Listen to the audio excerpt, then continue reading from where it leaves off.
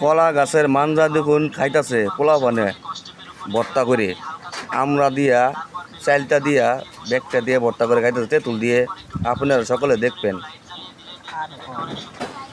এই কলার মাঞ্জা খাইছে ৭৪ আহলে দিন সময় ২০২৪ সাল তা কলা মাঞ্জা খাইতেছে ছানা করে।